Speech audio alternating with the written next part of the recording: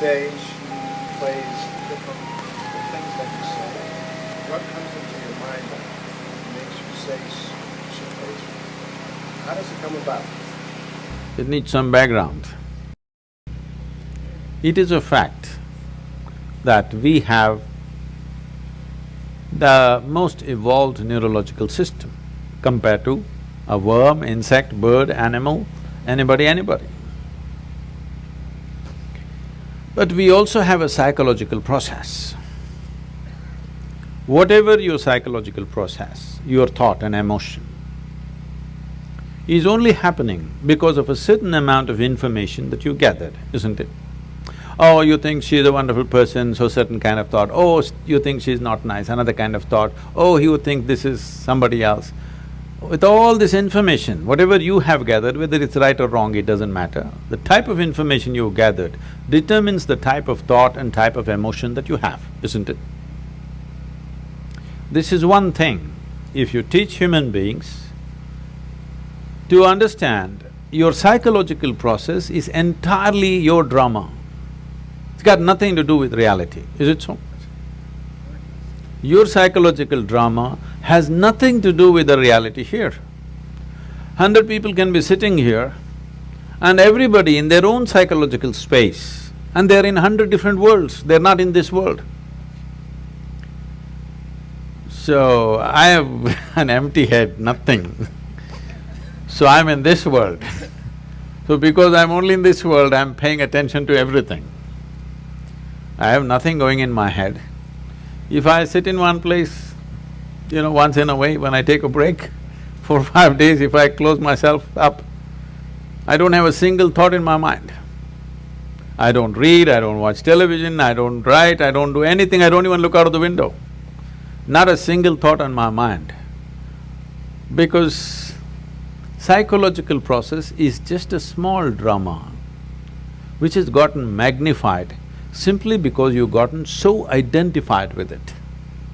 It's like this. People always come up to me and say, Sadhguru, I want to meditate, but thoughts are coming. I ask them, see, I will teach you another kind of meditation where your kidney function will stop, your liver function will stop, your heart function will stop. Are you interested? No. Then what, you want your brain function to stop? Why? See, when you sit and meditate, your kidney is functioning, liver is functioning, heart is functioning, you have no issue. Only if your brain functions, you have a problem. Yes? Why is that? Because you are not so identified with your kidney function, but you're super identified with your thought process and emotion.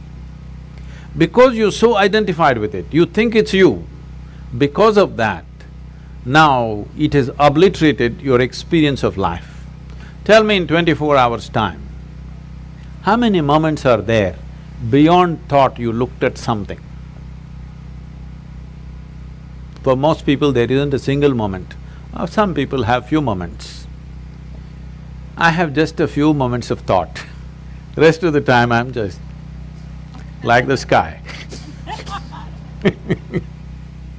Simply there, just life. If you're just… are you life? Tell me properly, are you really life? Yes, your life, isn't it? Because I'm life, I have a body, I have a thought, I have an emotion, I have a home, I have this and so many things. All accessories. But you're experiencing the accessories. But is there experience of life on a daily basis? You're misunderstanding your psychological drama as life, isn't it? Your psychological drama is your drama, maybe badly directed, but see, when it's badly directed, people suffer it, when it's well directed, they enjoy it, isn't it? Hello? Yes. So your psychological drama is yours, you can play it, nothing wrong with it. It's like we start playing a game, we are on a tennis court. But somewhere, you hit the ball, you enjoy it, you hit the ball, you enjoy it. After some time, you keep the racket down and go, isn't it? Right now with this game, you're not able to stop. Just imagine, suppose you started playing tennis and you can't stop 24 hours. How you would suffer tennis? That's all that's happening right now. Your psychological process has become unstoppable. It's simply on and on and on. So the simplest solution for this is, don't try to stop it because you're not trying to stop kidneys and livers and heart and whatever else that's happening, you're all fine with that. Only with brain function you have a problem because of the identification you have. You have misunderstood your thought to be you, isn't it? Whatever your thought is, you think it's you, but your thought is coming from a certain information that you gathered from outside, isn't it? If I wipe out all the memory in you, will you have a thought? No. It is only coming from the type of information you gathered. What type of information you gather is not all by choice. If you walk in the street, everything that you see, hear, smell, taste and touch gets recorded in your mind, you can't help it. What goes into you as information is not all in your hands, isn't it so? 90% is not in your hands. Simply it's happening all the time because everything that you sense through five sense organs is just getting into you and recorded. There is no good, bad, ugly in this, it's just information. Now by your recognition, you say, oh, this is nice and it becomes good. You say this is nasty and it becomes bad. You say this is horrible and then it becomes ugly. This is your doing, but information is simply pouring in and recorded. What you gather, whatever you gather, it can be yours, it cannot be you, isn't it? Hello? Yeah. I can say, this is my chair, but if I say this is me, you will think I've gone crazy, isn't it? Right now, that's all that's happened. What you gather, you start thinking it is you. Let me go a little more basic. The body, this body, were you born like this? No. You came like this and now you became this much. How did this happen? Just the food that you've eaten, isn't it? Or it's just the earth that we're walking upon which became food and now it's like this. Countless number of people like you and me have walked on this planet. They were also smart people. Where are they now? They're all topsoil. So will this become? Yes or no? Unless your friends bury you real deep, fearing that you may rise from the dead. Otherwise, this will also become topsoil. Well, we don't want to go today, but inevitably we go, isn't it? So this is just the soil which turned into food, we consumed this food and made it into this body. Or is it true that this body is an accumulation over a period of time? Hello? Yeah. It is. What you accumulate can be yours. Can it ever be you? No. Whatever you accumulate, at the most you can claim it is mine. I will not dispute that right now, a day will come. But you cannot say it's me, isn't it? Whatever you accumulate can never ever be you. If this becomes a living experience for you, that what you have accumulated in the form of food and in the form of information, you clearly know this is not me, then you will become like me. Simply looking at life as it is, without being influenced by anything, without being identified with anything. Simply life. Is that true? Fundamentally, you're just a life. Then you gathered a certain body, so we called you a man. Then you gathered some kind of stuff in you, so we called you this, that and everything. But essentially, are you just life? And is that the most important thing right now, that you're alive right now is the most important thing in your life, is that so? Yes. Hello? Yes. But unfortunately, that's not in focus. Today, what I'm thinking has become more important than me being alive, isn't it? Hello? Yes. My little emotion has become more important than that I'm alive right now. See, today morning sun came up on time. Hello? Yes? Now, you're thinking it's some… okay, what about it? You know, some time ago, we were flying a helicopter in Tennessee. It was a nice warm day. So we pulled off the doors and we were flying a open helicopter because weather's good. We went up there and suddenly hit a cold front. All that happened is sun got really blocked out by cloud, so it became extremely cold. So cold we had no control, our hands are not steady on the control, so we decided to come down. As we coming down, we just debating, suppose sun doesn't come up tomorrow, what will happen?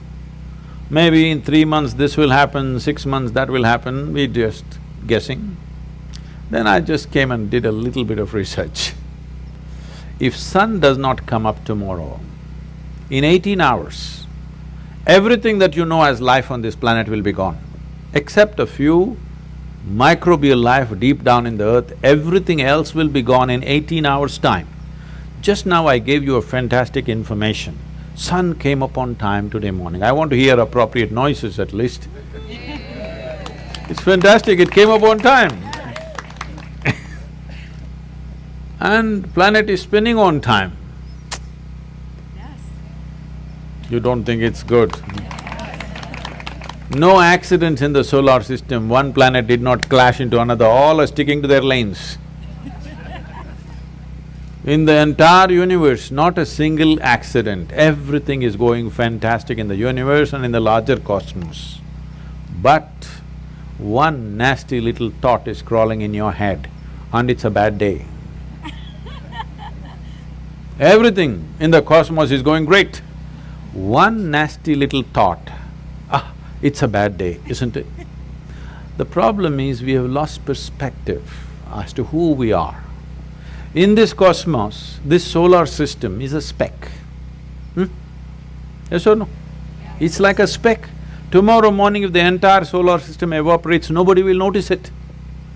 In that speck, planet Earth is a micro speck. In that micro speck, Los Angeles is a super micro speck. In that, you are a big man. That's a serious problem.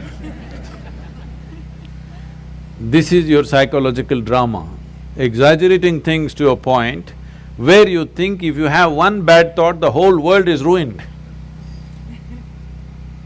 Because we have gotten identified with the thoughts that we generate, with the emotions that we create, not understanding it's our prerogative to create the kind of thought we want, the kind of emotion we want. If you created the kind of thought you want and the kind of emotion you want, would you not do the best sort of thoughts and the best kind of emotion that a human being is capable of? Yes or no? Yes. Then you would function at the peak of humanity. Right now, our own intelligence has turned against us. We don't need any external help. We're just doing fine by ourselves. Yes or no? Yes. Simply sitting, standing, rich, poor, every kind is suffering. You ask them, childhood, big problem, diaper problem. Toddler, big problem, lot of mischief. Adolescence, oh my God, too many problems. Middle age, crisis. Old age, terrible. Tell me which time of your life is fantastic. The problem is not anywhere else. The problem is just that we have lost control over our psychological drama. Because the existential drama of life is not in our experience. Our psychological drama is like a cloud blocking up the sun. We don't experience life, we only experience thoughts, emotions, ideas, prejudices and all the rubbish that we can generate. Instead of living in the Creator's creation, we are living in our own petty creation, that's the big thing. I didn't create anything, so I am here in this world.